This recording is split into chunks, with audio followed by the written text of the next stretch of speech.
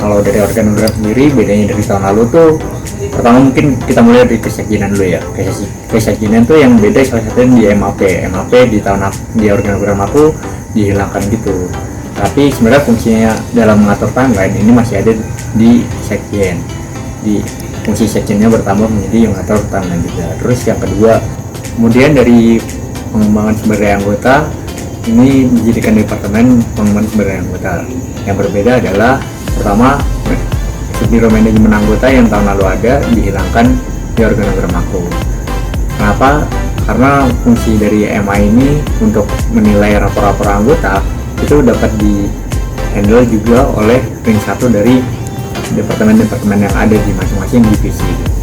Kemudian karena MA-nya sudah dihilangkan, akan lebih cocok bahwa si PSDA ini menjadi sebuah departemen yang target pasarnya itu lebih ke arah anggota Himatek secara umum dibandingkan kepada staf-staf yang ada di divisinya. Makanya di organ-organ makro ada departemen pengembangan sumber daya anggota, di bawahnya ada divisi pengembangan dan penanaman nilai, lalu ada divisi yang baru nih, divisi keprofesian, di mana divisi keprofesian ini mengakomodasi kebutuhan keprofesian dari anggota Himatek ITB terkait dengan keprofesian teknik kimia.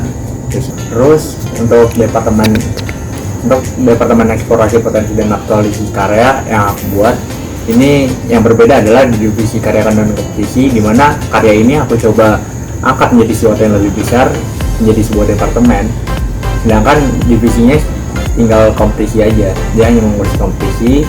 Terus itu bermaku aku mengajukan BPA di atas dari badan pengurus, sebenarnya untuk mempertegas bahwa badan perwakilan anggota memiliki wewenang untuk mengatur badan pengurus yang ada di bawahnya. Bagaimana dia bisa memberikan arahan berupa GBHP, dia bisa memberikan sebuah legislasi yang mengikat si badan pengurus itu sendiri. Jadi aku hanya menaruh BPA di atas sebenarnya untuk memperjelas wewenang dari BPA itu sampai sejauh apa, bahkan dia bisa sampai mengontrol BPA itu sendiri.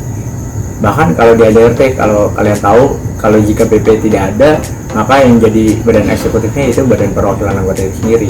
Makanya aku menaruh BPA di atas dari badan pengurus. Kemudian untuk badan semi otonom yang aku buat ada 3, yaitu badan semi otonom Cewik, STKSF, ICEK, sama Pemman. Nah, buat ICEK sama STKSF sendiri itu kan udah sama kayak tahun lalu. Nah, kalau misalnya yang tahun ini yang agak berbeda yang aku ajukan adalah besok kemasyarakatan itu sendiri. Aku menjadikan ini sebuah besok karena aku menilai kemasyarakatan ini dapat dibuat sebuah badan yang mempunyai program kerja tersendiri, bagaimana dia bisa mengatur sebuah grand design dari kemasyarakatan. Mereka mempunyai sumber daya yang besar, bisa membuat organ-organ sendiri, dan bisa mengambil staff-staffnya dari staff-staff BP juga. Maka dari itu aku menilai kemasyarakatan ini butuh badan semi otonom karena harus memiliki sumber daya yang besar. Untuk eksternal yang berhubungan dengan Himatek, pertama coba bikin dulu ya intrakampus sama ekstrakampus. Untuk lembaga-lembaga yang dalam kampus seperti ada HMJ lain, ada UKM, ada kabinet, ada MWWM, ada juga student chapter yang ada di ITB. Aku pikir ini bisa menjadi mitra kolaborasi yang sangat besar gitu bagi Himatek ITB. Kenapa? Karena mereka banyak memiliki hal-hal yang tidak dimiliki oleh Himatek ITB itu sendiri sebagai sebuah lembaga. Ketika HMJ lain punya keilmuan-keilmuan lain. Terus itu UKM dengan berbagai ragam seni dan apa yang diusahakannya. Terus itu kabinet bagaimana bisa mendinamisasi himpunan-himpunan yang ada di kampus. Terus itu MAWM yang bisa mengeskalasi isi sampai rektorat, sampai ke student chapter yang bisa memprovide keilmuan juga, bisa mendapat exposure internasional juga. Yang menurut aku ini menjadi potensi yang sangat besar gitu bagi himpunan untuk berkolaborasi dengan lembaga-lembaga yang ada di dalam kampus ini.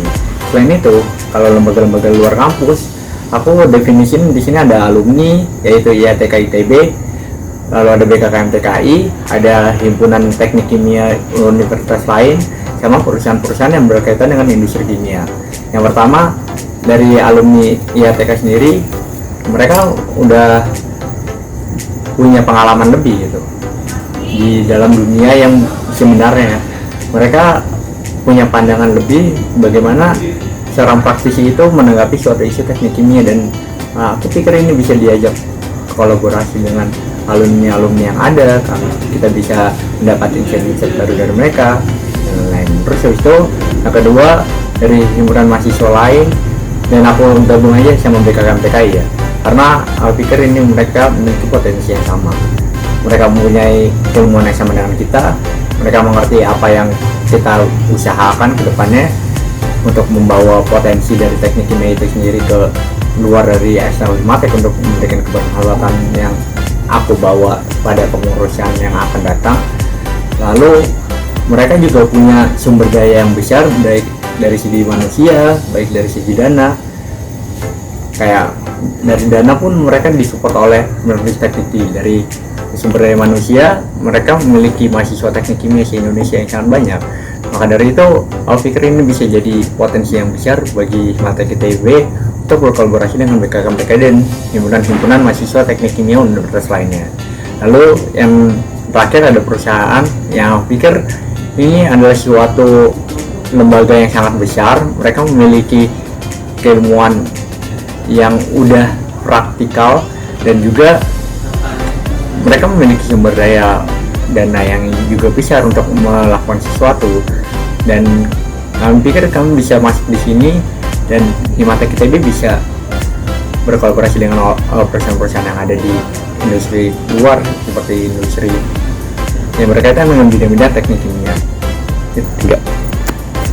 Untuk program-program kerja unggulan aku, kenapa lebih banyak fokus di internal pada di eksternal? Sebenarnya kalau ditelisik lebih lanjut, itu aku punya dua sisi yang sama besar gitu, baik di porsi internalnya maupun eksternalnya. Coba kalau kita lihat di eksternalnya terkait dengan suara kajian yang aku coba canangkan, bagaimana kajian-kajian yang ada di Himatek ini bisa dieskalasi lebih lanjut ke orang-orang yang ada di luar melalui exposure, melalui website, tulisan yang ada di website Himatek.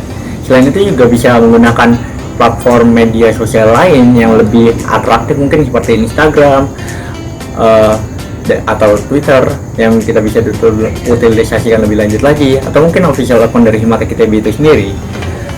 Selain itu juga suara kajian ini nggak cuma dalam bentuk media daring juga, bagaimana kita juga bisa mengeluarkan kajian kita mungkin untuk menanggapi suatu isu dan dieskalasi ke pemerintahan secara langsung, dan itu bisa berdampak bagi masyarakat luas itu. Jadi aku pikir kebermanfaatan yang bisa diberikan Himatek ITB lewat kajiannya bisa berdampak itu. Dan jika kita lihat yang lain, mungkin dari segi kompetisi ini aku nggak cuma fokus di internal gitu, aku melihat bahwa kompetisi ini membuat suatu tema mungkin nggak ada alasannya gitu, karena ini hal-hal yang dibawa di lomba oleh peserta lomba tuh kemungkinan besar bisa dieskalasi oleh orang-orang yang berkecimpung di dunia sana juga, dan dari situ bisa menjadi sebuah gebrakan baru yang diberikan oleh mahasiswa Himatek ITB, walaupun itu secara tidak langsungnya. Itu kenapa kalian semua harus memilih aku, karena pertama, aku mempunyai visi yang besar terkait dengan potensi Himatek yang bisa ditularkan ke orang-orang di sekitar Himatek secara eksternalnya. Jadi aku pengen berfokus nih bahwa Himatek ITB ini bisa ngasih sebuah kebermanfaatan bagi lingkungannya, dan aku pikir itu sebuah hal yang besar gitu yang aku pengen bawa, bahwa Himatek ini nggak cuma untuk anggotanya aja, tapi juga dari anggota untuk anggota dan juga orang-orang lain. Itu yang aku inginkan untuk Himatek ITB ke depannya. Lalu yang kedua, kenapa kamu harus milih aku? Karena aku lumayan udah banyak berpengalaman, memiliki banyak asam garam yang ada di himpunan, dan aku pikir itu bisa menjadi sebuah modal bagi aku untuk mengetahui hal-hal apa aja sih yang bakal terjadi buat setahun ke depannya. Jangan lupa datang debat. Bye bye, see you.